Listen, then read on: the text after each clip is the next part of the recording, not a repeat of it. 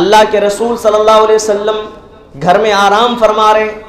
حضرت انس رضی اللہ تعالیٰ عنہ کہتے ہیں کہ نبی کے دروازے میں معمولی سا سوراخ تھا اور ایک آدمی اس سوراخ سے نبی کے گھر کے اندر جھانک رہا تھا۔ اللہ کے نبی جناب محمد رسول اللہ صلی اللہ علیہ وسلم نے جب اس کو سوراخ سے جھانکتے ہوئے دیکھا تو آپ بڑے ناراض ہوئے، اور اللہ کے رسول اتنے ناراض ہوئے کہ آپ کا چہرہ سرخ ہو گیا۔ آپ کے گھر میں ایک کینچی رکھی ہوئی تھی، اللہ کے رسول وہ کینچی لے کر کے آپ دروازے پر آ گئے اور آپ انتظار کر رہے تھے کہ یہ آدمی دوبارہ میرے گھر کی سوراخ سے جھانکے اور میں اس کی آنکھ پھوڑ دوں۔ میرے بھائیو، اتنا گمبھیر مسئلہ ہے، کسی کے گھر میں کبھی بھی تاکہ جھانکی نہ کیا کرو۔ کسی کے گھر میں کیا چل رہا ہے اس سے ہمیں کوئی مطلب نہیں ہونا چاہیے۔ اتنا سخت قانون اسلام نے پیش کیا ہے کہ اگر کوئی آدمی کسی کے گھر میں جھانکتا ہے، اس کی آنکھ اگر کوئی پھوڑ دے تو اس پر کوئی دیت نہیں ہے، کوئی بدلہ نہیں ہے۔ ایسا کہ میری امت کے اندر 4 چیزیں ایسی پائی جائیں گی کہ امت کے لوگ اسے چھوڑنے کے لیے تیار نہیں ہوں گے۔ میں لا تحاسدوا، یعنی اللہ فرماتے ہیں کہ لا تحاسدوا، اے میرے بندو تم ایک دوسرے سے حسد نہ کیا کرو۔ ولا تباغضوا، ایک دوسرے سے بغض نہ کیا کرو۔ ولا یبع بعضکم علی بیع بعض، اور ایک دوسرے کے بیع کے اوپر بیع نہ کیا کرو۔ کسی کا معاملہ لین دین کا چل رہا ہے تو آپ کا یہ اصول ہونا چاہیے کہ وہ معاملہ جب تک فائنل نہ ہو جائے آپ اس کے اندر انٹرفیئر نہ کرو۔ 21ویں صدی کے موقع پر اور 20ویں صدی کے آخر میں جو فتنے، جو طوفان اسلام کے خلاف کھڑے کیے گئے، جو طوفان بدتمیزی برپا کی گئی، اس میں اسلامی تعلیمات اور زیادہ ابھر کر کے دنیا کے سامنے آئی کہ جو انسان کسی اپنے بھائی کے توہ میں لگا رہتا ہے، اس کے پیچھے لگا رہتا ہے، اس کی عیبوں کو تلاش کرنے کی کوشش کرتا ہے، فرمایا کہ اللہ تبارک و تعالیٰ اس کی ٹوہ میں لگ جاتا ہے، اللہ تعالیٰ اس کی عیبوں کے پیچھے پڑ جاتا ہے، اور جب اللہ کسی کے عیب کے پیچھے پڑ جائے تو اللہ تعالیٰ اس کو پوری دنیا کے سامنے ذلیل کر دیتا ہے، اگرچہ کہ وہ انسان اپنے گھر کے کسی کونے میں بیٹھا ہوا، اگرچہ کہ وہ انسان اپنے گھر کے کسی کونے میں چھپا ہوا ہو، اللہ رب العالمین اسے ذلیل کر دیتا ہے، اس کو رسوا کر دیتا ہے پورے معاشرے اور سماج کے سامنے۔ جو انسان کسی کی عیب جوئی کرتا ہے، کسی کی ٹوہ میں لگتا ہے، اسی لیے بڑی سخت تاکید فرمائی، اللہ کے رسول نے منع فرمایا، کہا کہ نہیں، تم میں سے کوئی آدمی کسی کی عیب جوئی نہ کرے، اس کی ٹوہ میں نہ لگے، اس کے پیچھے نہ پڑے۔ ان الحمد للہ نحمده ونستعینه ونستغفره ونعوذ باللہ من شرور انفسنا ومن سیئات اعمالنا من يهده الله فلا مضل له ومن يضلله فلا هادي له واشهد ان لا اله الا الله وحده لا شريك له واشهد ان محمدا عبده ورسوله يا ايها الذين امنوا اتقوا الله حق تقاته ولا تموتن الا وانتم مسلمون يا ايها الناس اتقوا ربكم الذي خلقكم من نفس واحده وخلق منها زوجها وبث منهما رجالا كثيرا ونساء واتقوا الله الذي تساءلون به والارحام ان الله كان عليكم رقيبا يا ايها الذين امنوا اتقوا الله وقولوا قولا سديدا يصلح لكم اعمالكم ويغفر لكم ذنوبكم ومن يطع الله ورسوله فقد فاز فوزا عظيما اما بعد فان خير الحديث كتاب الله وخير الهدى هدى محمد صلى الله عليه وسلم وشر الامور محدثاتها وكل محدثة بدعة وكل بدعة ضلالة وكل ضلالة في النار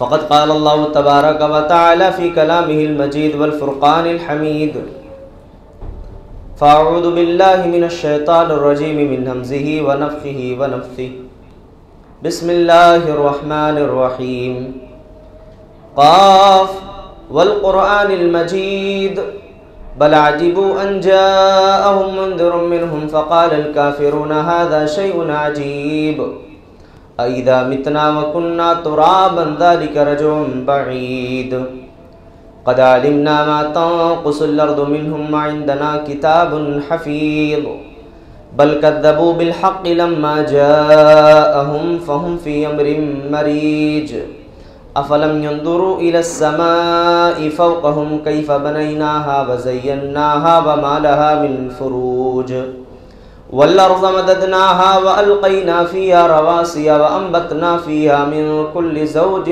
بهيج تبصرة وذكرى لكل عبد منيب.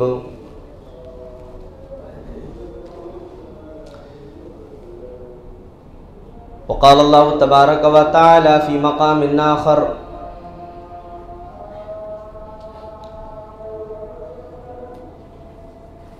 إن الذين يرمون المحصنات الغافلات المؤمنات لعنوا في الدنيا والآخرة ولهم عذاب عظيم.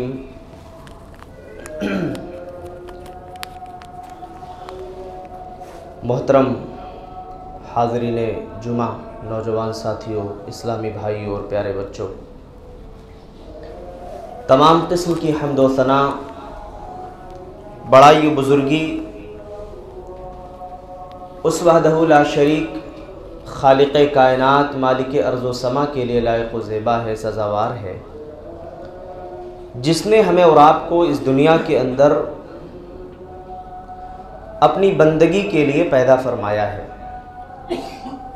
بعدہ درود لا محدود ہو بالخصوص ہمارے آخری پیغمبر جناب محمد رسول اللہ صلی اللہ علیہ وسلم پر، اور بالعموم تمام انبیاء کرام علیہم السلام پر. اللہ تبارک و تعالیٰ نے جتنی بھی شریعتیں دنیا کے اندر نازل فرمائی ہیں، اس کا خلاصہ صرف اور صرف 5 چیزوں پر مشتمل ہے.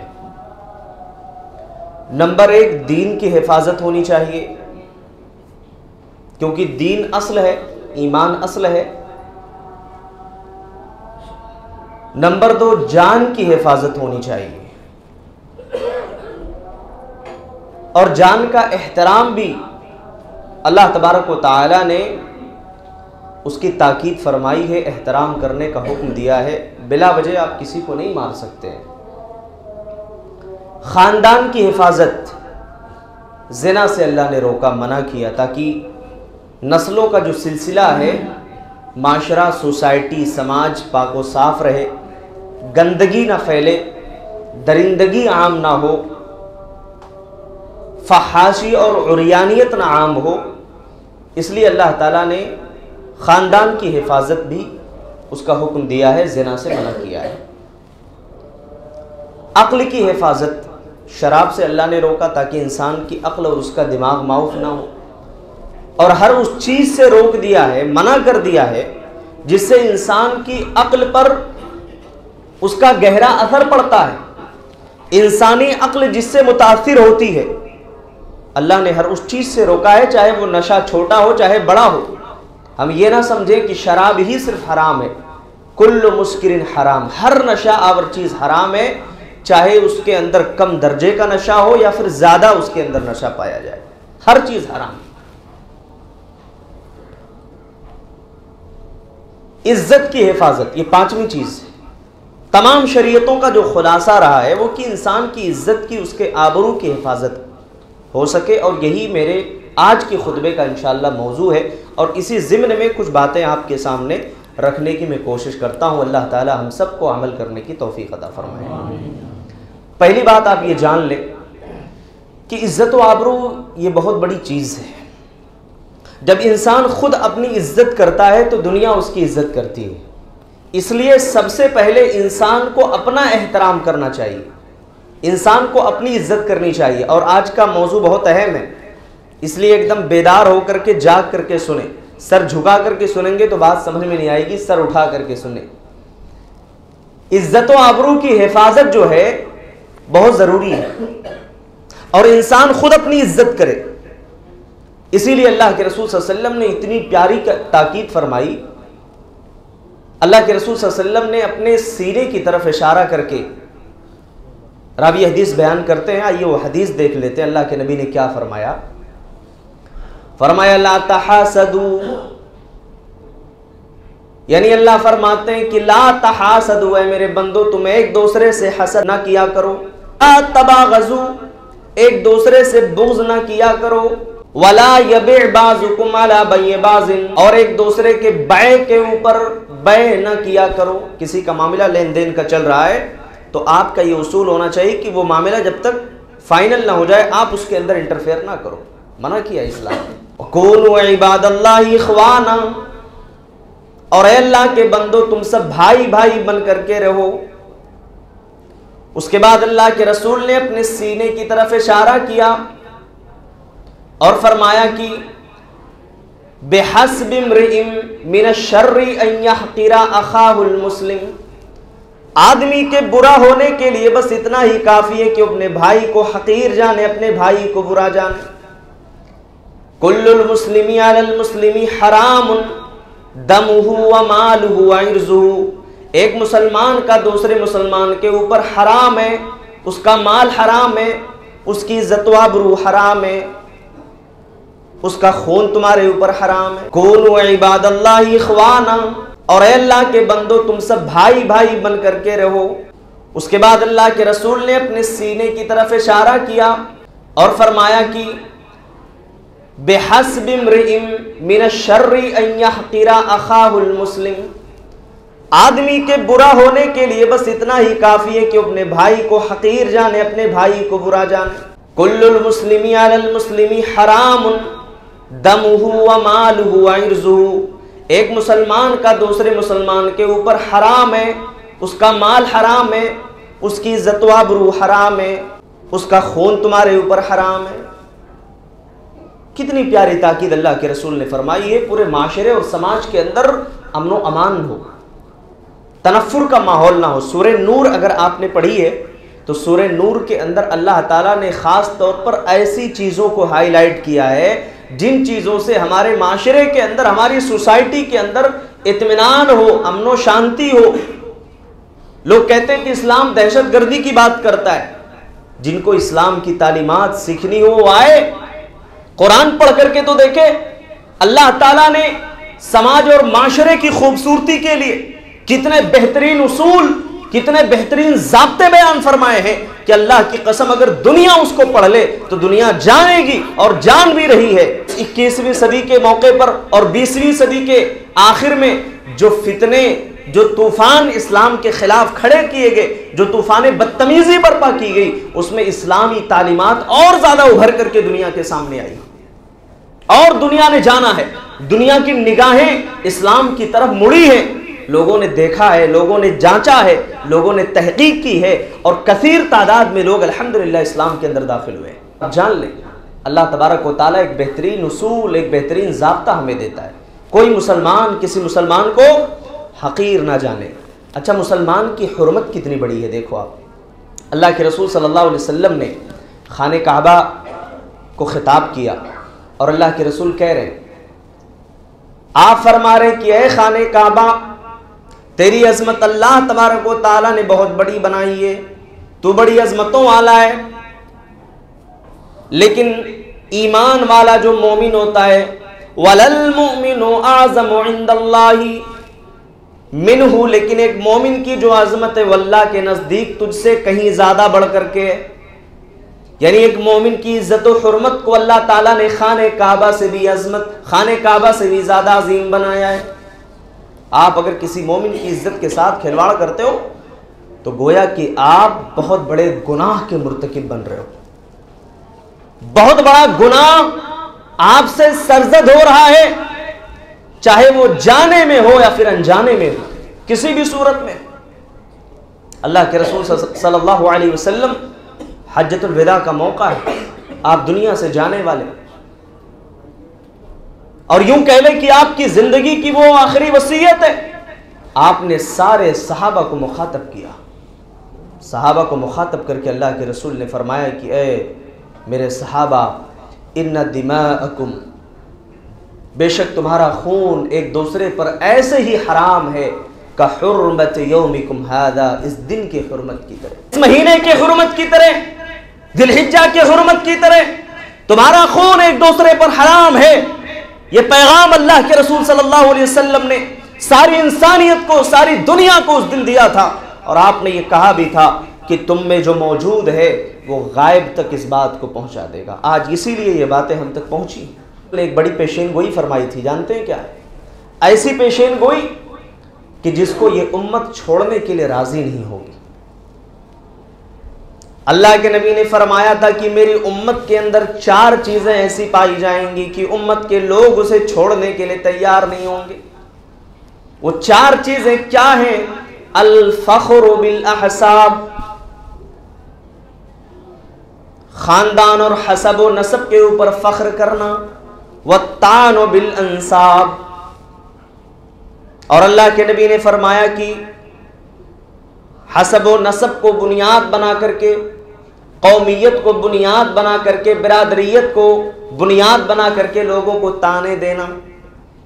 اللہ کے نبی نے فرمایا تھا کہ 4 چیزیں ایسی ہوں گی جسے یہ لوگ چھوڑنے کے لیے تیار نہیں ہوں گے۔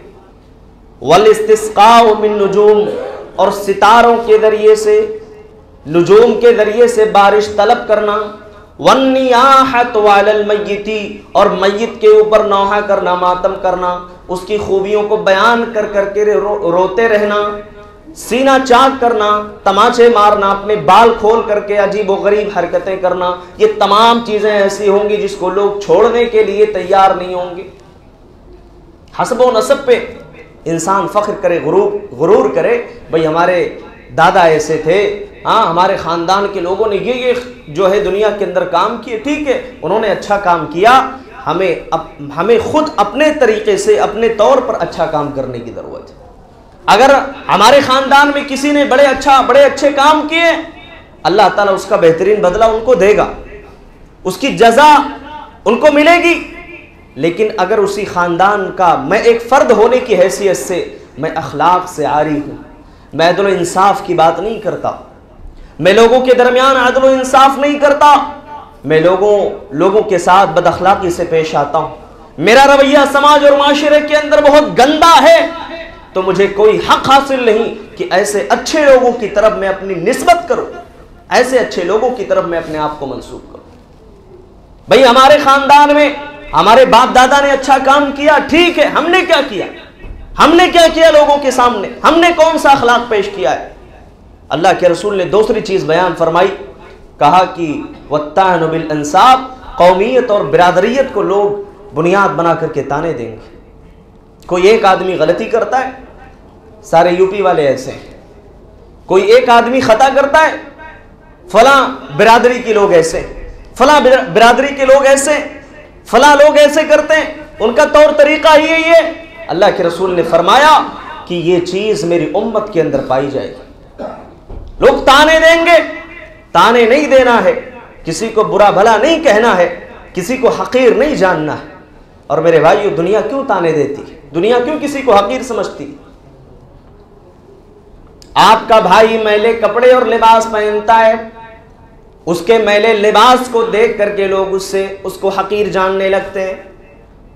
کسی آدمی کا معمولی پیشہ ہوتا ہے، بہت زیادہ وہ پیسے کمانے والا نہیں ہوتا، لوگ اس کو طعنے دیتے ہیں، لوگ اس کو حقیر جانتے ہیں، لوگ اس کو کوئی اہمیت نہیں دیتے، دنیا میں اسے ایک معمولی انسان سمجھا جاتا ہے، اسے حقیر جانا جاتا ہے۔ تو میرے بھائیو، اللہ کے رسول صلی اللہ علیہ وسلم نے کسی کو دنیا کے اندر یہ حق نہیں دیا، یہ اختیار نہیں دیا کہ وہ دنیا میں کسی کو حقیر جانے، اپنے بھائی کو حقیر جانے، اس کی کمزوری کی بنیاد پر اس کو اپنے نگاہ میں بہت کمتر اور حقیر سمجھے۔ کسی کو یہ اختیار اللہ نے نہیں دیا، نہ مجھے دیا ہے، نہ آپ کو دیا، نہ کسی کو دیا، چاہے وہ کتنے اونچے مقام پر ہو، کسی بھی اعتبار سے، یا پھر قوم کا یہ کوئی معمولی جو ہے یعنی کہ نام رکھنے والا شخص ہو، اس کو بھی یہ حق حاصل نہیں، نہ بہت اونچا نام رکھنے والے کو یہ حق حاصل ہے کہ کسی کو حقیر جانے یا اس کو برا بھلا کہنے کی کوشش کرے۔ اللہ کے رسول نے تیسری بات بیان فرمائی، فرمایا کہ ستاروں کے ذریعے سے لوگ بارش طلب کریں گے، اور اگر کسی نے ایسا کیا تو اس نے گویا کہ کفر کا ارتکاب کیا۔ اللہ کے رسول صلی اللہ علیہ وسلم نے اپنے صحابہ کو ایک مرتبہ نصیحت فرمائی، اس واقعے کی طرف میں صرف اشارہ کرنا چاہتا ہوں۔ صبح کی اللہ کے رسول نے فجر کی نماز پڑھی تو بعض نے کہا کہ فلاں فلاں ستاروں کی وجہ سے بارش ہوئی ہے، اور بعض نے کہا نہیں، اللہ کی رحمت اور اللہ کی اجازت سے، اللہ کے حکم سے بارش ہوئی۔ اللہ کے رسول نے کہا جن لوگوں نے کہا کہ اللہ کے حکم سے، وہ اللہ پر ایمان لائے، اور جنہوں نے کہا کہ ستاروں کی وجہ سے، انہوں نے ستاروں پر ایمان کا دعویٰ کیا، گویا کہ انہوں نے کفر کیا ہے۔ وَالنِّيَاحَةُ عَلَى الْمَيِّتِ، کوئی انتقال کر گیا، اب اس کے انتقال پر عورتیں گھروں کے اندر، یہ چیزیں عورتوں کے اندر بہت زیادہ ہوتی، اس کی خوبیوں کو بیان کر کر کے روتی، چیختی ہے، چلاتی۔ اللہ کے رسول صلی اللہ علیہ وسلم نے منع فرمایا ہے، آپ نے منع فرمایا ہے۔ اور اگر کوئی نوحہ کرتا ہے میت کے اوپر، چیختا ہے، چلاتا ہے، تو میت کے اوپر چیخنے سے، چلانے سے اس کو عذاب دیا جاتا ہے، اس کو تکلیف ہوتی ہے۔ علماء نے اس کی مختلف تشریحات کی ہیں کہ اس کو تکلیف کس اعتبار سے، کہا کہ دنیا میں اگر وہ دنیا سے جا رہا ہے، اس کا آخری ٹائم ہے، وہ اپنے گھر والوں کو تنبیہ کر دے کہ میرے جانے پر نوحہ مت کرنا، ماتم مت کرنا، چیخنا نہیں، چلانا نہیں۔ ہاں انسان فطری طور پر اس کے آنکھوں سے آنسو نکل آتے ہیں، جیسے اللہ کے رسول صلی اللہ علیہ وسلم کی آنکھوں سے نکل آئے تھے جب حضرت ابراہیم رضی اللہ تعالیٰ عنہ، اللہ کے رسول صلی اللہ علیہ وسلم کے بیٹے، اور آپ کی جب وفات ہوئی تو اللہ کے رسول صلی اللہ علیہ وسلم نے کیا کہا؟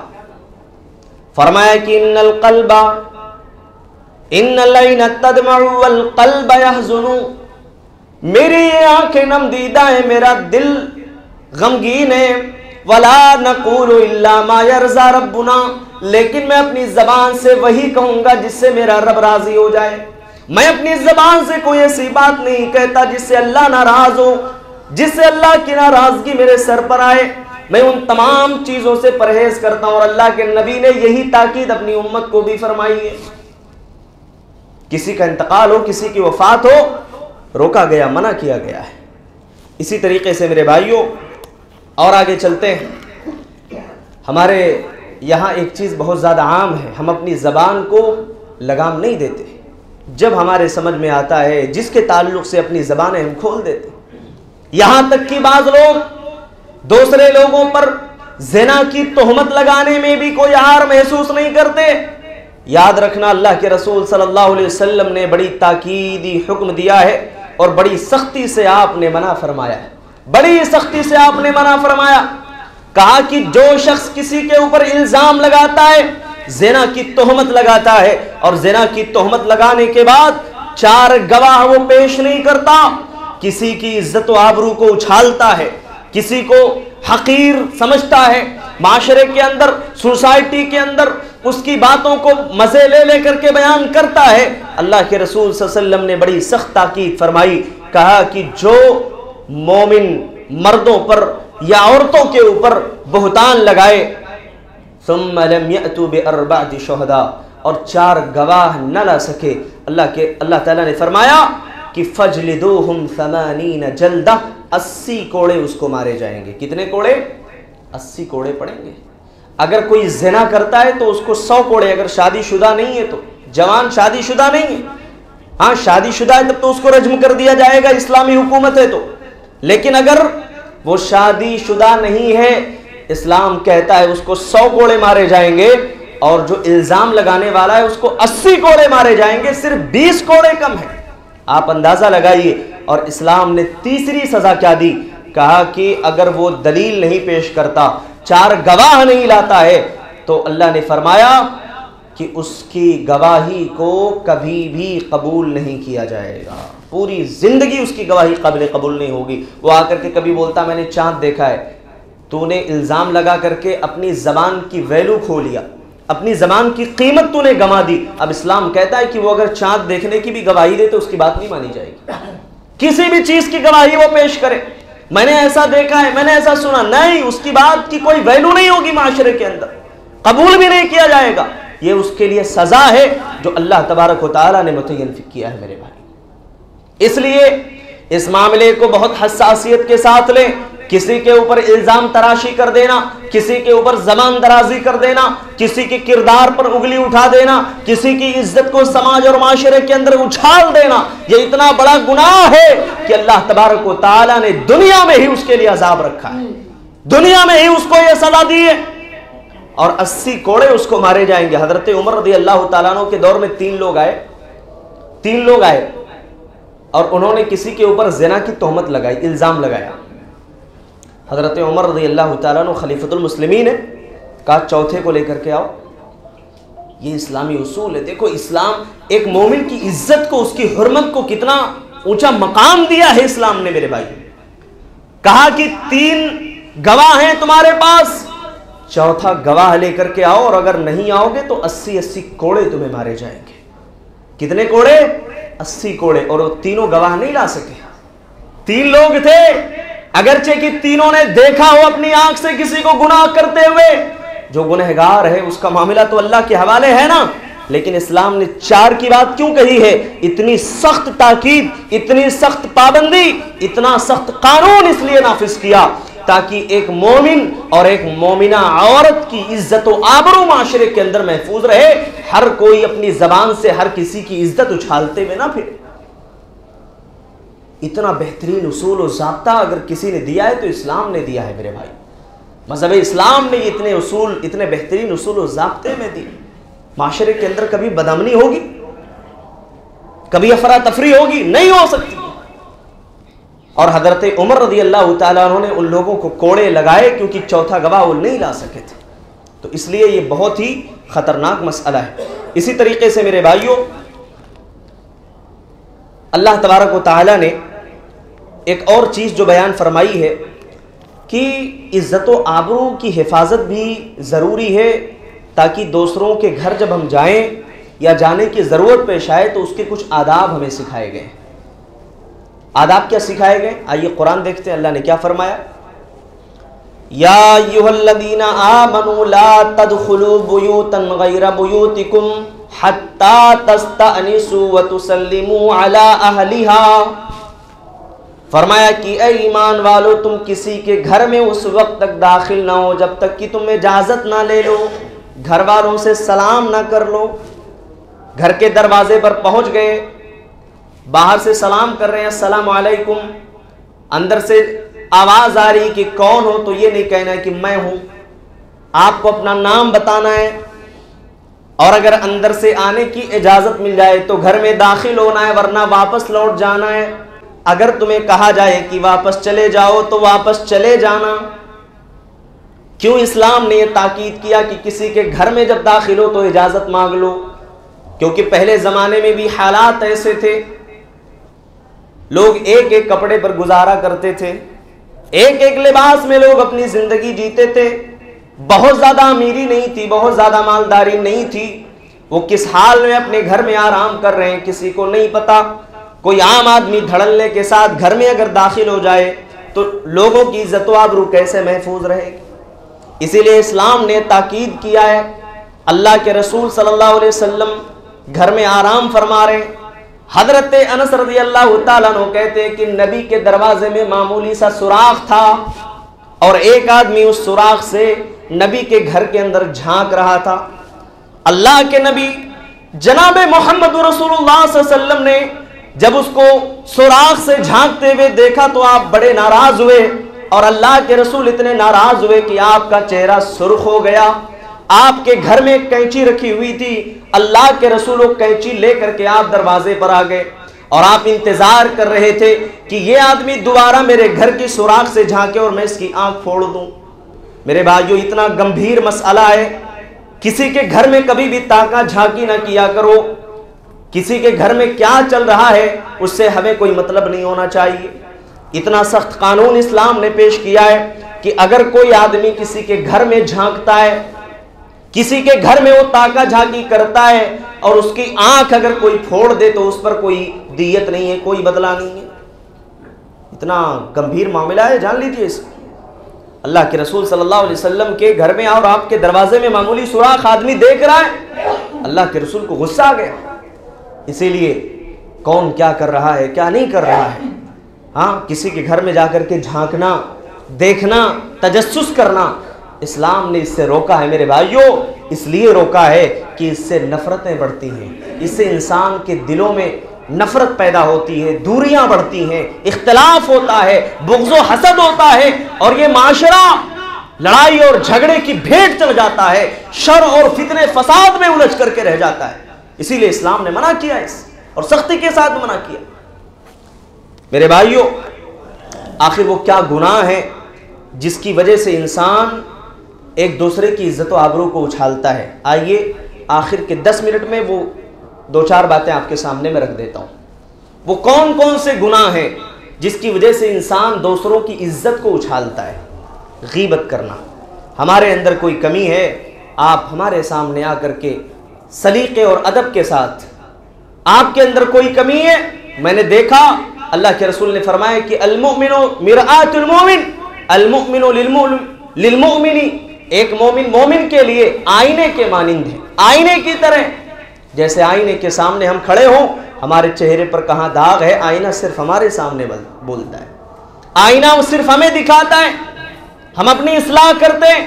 ایسے ایک مومن دوسرے مومن کے لیے آئینے کی طرح ہونا چاہیے۔ کوئی کمی دیکھے اپنے بھائی سے کہے، اپنے بھائی سے کہے تاکہ وہ اس کی اصلاح کر لے۔ اور میرے بھائیوں یاد رکھیے، منہ پر بولنے کا یہ مطلب نہیں ہے کہ 10 لوگوں کے سامنے بیٹھے ہوئے کسی کو بولے کہ آپ کا پیجامہ پھٹا ہوا ہے، یہ کوئی بات نہیں۔ آپ اس کو اکیلے میں ادب و احترام سے، عزت و احترام سے سمجھائیں۔ ہر انسان کی اپنی عزت نفس ہے، اس کو ٹھیس نہیں پہنچنا چاہیے اور اس کو ذلیل کرنے کی نیت نہیں ہونی چاہیے۔ اللہ کے رسول نے منع فرمایا، وَلَا يَغْتَبْ بَعْضُكُمْ بَعْضًا، تم میں سے کوئی کسی کی غیبت نہ کرے۔ اللہ کے رسول کو جب معراج کروایا گیا تو آپ نے جہنم میں دیکھا کہ کچھ لوگوں کے ناخون بڑے ہیں اور اپنے جسموں کو نوچ رہے ہیں، جسم نوچ رہے ہیں اور گوشت اپنے جسم کا وہ خود کھا رہے ہیں۔ اللہ کے رسول نے پوچھا کہ اے جبریل یہ کون لوگ ہیں؟ کہا کہ اللہ کے رسول یہ وہ لوگ ہیں جو دنیا میں ایک دوسرے کی غیبت کیا کرتے تھے، ایک دوسرے کی برائی کیا کرتے تھے۔ غیبت کرنا اتنا برا عمل ہے، یاد رکھیے۔ وَلَا يَغْتَبْ بَعْضُكُمْ بَعْضًا، تو غیبت کرنے سے انسان ایک دوسرے کی عزت کو ٹھیس پہنچاتا ہے، اس کی برائی کرتا ہے، اسے سماج اور معاشرے میں ذلیل کرتا ہے۔ اور دوسری چیز مذاق اڑانا، انسان مذاق اڑائے۔ دیکھیے مذاق اللہ کے رسول بھی کیا کرتے تھے، لیکن مذاق ایسا ہو کہ اس کے اندر جھوٹ نہ ہو، اس میں ہم کسی کو تکلیف نہ دیں۔ اللہ کے رسول صلی اللہ علیہ وسلم کے پاس ایک بوڑھی عورت آئی، کہا کہ اللہ کے رسول کیا میں جنت میں جاؤں گی؟ اللہ کے رسول نے کہا کہ نہیں، تم جنت میں نہیں جاؤ گی۔ وہ رونے لگی، روتے ہوئے واپس جانے لگی۔ اللہ کے رسول نے دوبارہ بلایا، کہا کہ دیکھو تم جنت میں جاؤ گی لیکن جوان ہو کر کے جاؤ گی، ایسے بوڑھی نہیں جاؤ گی۔ اس کے بعد وہ خوش ہو کر کے واپس چلی۔ تو اللہ کے رسول مذاق کرتے تھے لیکن آپ کسی کو تکلیف نہیں دیتے تھے۔ مذاق کرنا ہے لیکن مذاق میں کسی کو تکلیف نہیں دینا ہے۔ ہاں کسی کو برے القاب سے نہ پکارے، یہ تیسری چیز ہے میرے بھائی، برے القاب سے پکارنے سے منع کیا گیا۔ وَلَا تَنَابَزُوا بِالْأَلْقَابِ، اے میرے بندو تم کسی کو برے لقب سے نہ پکارا کرو۔ کوئی آدمی پیر سے معذور ہے، او لنگڑے کہاں جا رہا ہے، کوئی آدمی دیکھ نہیں سکتا، وہ اندھے کہاں جا رہا ہے، سن نہیں رہا ہے، کوئی آدمی نہیں سن رہا، اس کو بہرا کہہ کر کے پکارنا۔ ہاں کسی آدمی کے کپڑے بیچارے کے میلے کچیلے ہیں، اس کو میلا کچیلا بول کر کے بلانا، یہ تمام چیزیں اسلام نے منع کی۔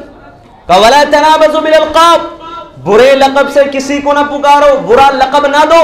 اور برے لقب کا یہ مطلب ہے کہ جس سے ہمارے بھائی کو دلی تکلیف ہو، اس کو تکلیف پہنچے، وہی برا لقب ہے، وہ برا ہے۔